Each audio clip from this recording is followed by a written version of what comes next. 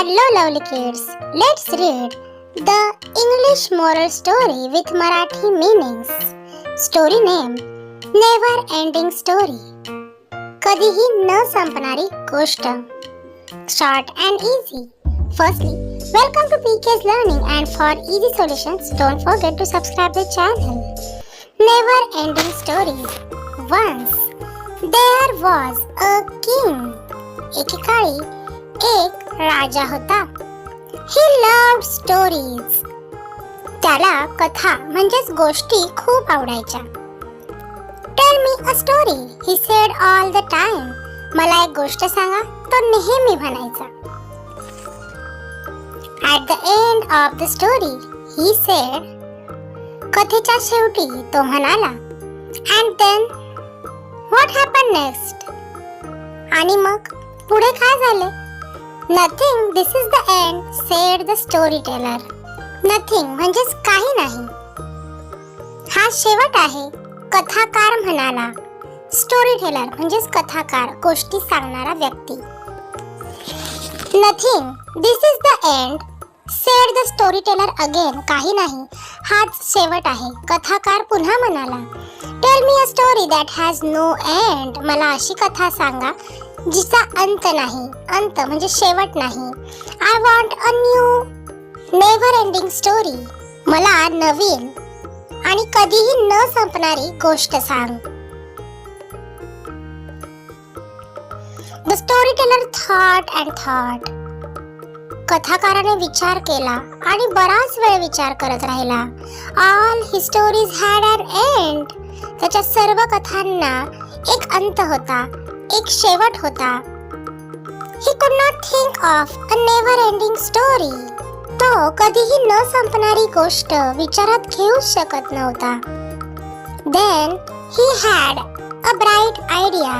मग त्याला एक उज्ज्वल कल्पना सुचली, म्हणजे छान आयडिया सुचली. He began to tell a new story. तो एक नवीन गोष्ट सांगू लागला. Began म्हणजे सुरू करणे. Once there was a king. एकेकाळी एक राजा होता. He lived in a big palace. तो एका मोठ्या राजवाड्यात राहत होता. पॅलेस म्हणजेच राजवाडा. म्हणजेच राजाचा हुकूम ऐकण्यासाठी त्या कथाकाराने खूप विचार करून एक नवीन आणि शेवट नसलेली गोष्ट तयार केली. There were big heaps of grain in the storehouse. गोदामात धान्याचे मोठे ढीग होते. There was a hole in the wall of the storehouse. आणि त्या गोदामाच्या भिंतीला एक भोक म्हणजेच एक होल पडलेले होते.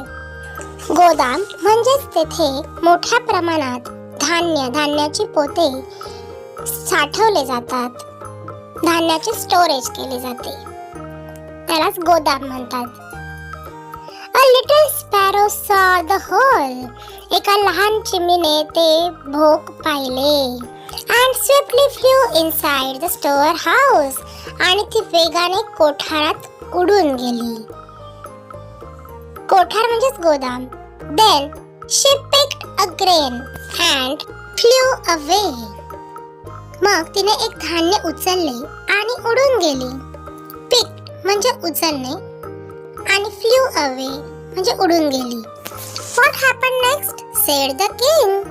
पुढे काय झाले? राजा सवयीप्रमाणे म्हणाला. Then another sparrow saw the hole. मग दुसऱ्या चिमणीने ते भोक पाहिले. Flew in, picked a grain and flew away. ती आत उडाली, एक दाणा उचलला आणि उडून गेली. राजाला ऐकताना आता वाटले की कथेमध्ये आता काहीतरी नवीन घडेल, म्हणून त्याने पुन्हा उत्साहाने विचारलं. Oh, and then? अरे आणि मग? What happened next? पुढे काय झाले? Then a third sparrow saw the hole. मग तिसऱ्या चिमणीने ते भोक पाहिले. Flew in, picked a grain and flew away. उडून आत गेली, एक दाणा उचलला आणि उडून गेली, म्हणजेच बाहेरच्या दिशेने उडाली. And then? आणि मग then fourth sparrow saw the hole. मग चौथ्या चिमणीने ते भोक पाहिले. The story went on and on like this. गोष्ट अशीच पुढे पुढे चालू राहिली. Even now, the storyteller is telling the king this story about the grains and the sparrows. आता ही कथाकार राजाला धान्य आणि चिमणीची गोष्ट अखंडपणे सांगत होता. If you don't believe me, you can go there and see for yourself. जर तुमचा विश्वास माझ्यावर नसेल तर तुम्ही स्वतः जाऊन पाहू शकता. Then the king realized his mistake, and after this incident, he never insisted for very long or never-ending story. मग राजाला त्याची चूक कळली आणि या घटनेनंतर त्याने कधीही फार लांब किंवा कधीही न संपणारी कहाणी सांगण्याचा आग्रह धरला नाही. The king began to get tired of hearing the same story about the sparrow and the grain. अशा प्रकारे चिमणी आणि धान्याची तीच गोष्ट ऐकून राजाला कंटाळा येऊ लागला. The king begins to feel punished for his wrong demand. राजाला त्याच्या चुकीच्या मागणीबद्दल शिक्षा वाटू लागली.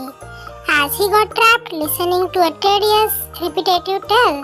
कारण तो एक कंटाळवाणी आणि पुनरावृत्ती होणारी गोष्ट ऐकण्यात अडकून गेला होता. ट्रॅप्ड म्हणजे अडकणे. तर रॉंग डिमांड म्हणजे चुकीची मागणी, चुकीचा हट्ट करणे. कारण राजाच्या चुकीच्या हट्टामुळे त्याला तीच कंटाळवाणी कथा ऐकावी लागणार होती. So, what we learn from this story?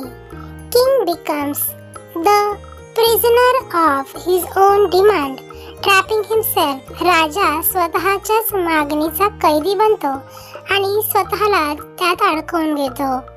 The storyteller wins because of his smartness. कथाकार त्याच्या हुशारीमुळे जिंकतो. So, complete your duty smartly and honestly. म्हणूनच तुमचे कर्तव्य हुशारीने आणि प्रामाणिकपणे पूर्ण करा. That's why you are smart kids.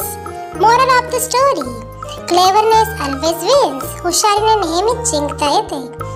The story highlights the cleverness of ordinary people in dealing with difficult and tyrannical leaders.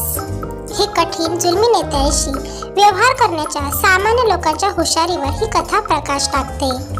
Thanks for watching. हा video, ही गोष्ट तुम्हाला आवडल्यास नक्की लाईक करा, आपल्या फ्रेंड्ससोबत शेअर करा आणि अशाच नवनवीन व्हिडिओसाठी चॅनलला नक्की सबस्क्राईब करा. धन्यवाद.